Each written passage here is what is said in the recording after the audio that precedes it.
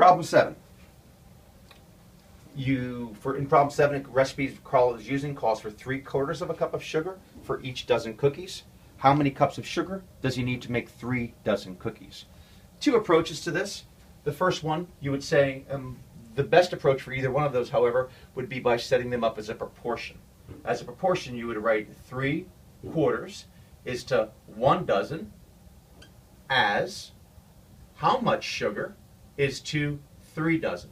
The important thing to do here is to make sure that what's in your numerator, in this case it's sugar, is in your numerator in both sides of the equal sign. And in the denominator, you have how many cookies you have. This is a dozen, and this is a dozen. Setup is important. Make sure your denominator has the same type, and the numerator has the same type. And then you would cross multiply and solve.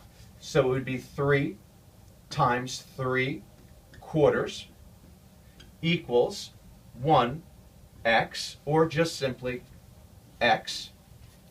3 times 3 is 9/4 equals x. If you simplify that, make that into a mixed number, you get 2 and 1/4 for x. You also could have solved that by putting the number of cookies in the denominator and saying that there was 12 cookies here, 36 cookies here. You would have cross-multiplied and said 3/4 times 36 over 1 is equal to 12x. Simplifying that, that would have been a 1, becomes a 1, that becomes a 9.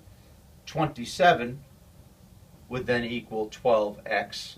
If you divide each side by 12, that would reduce to, again, 2 1/4.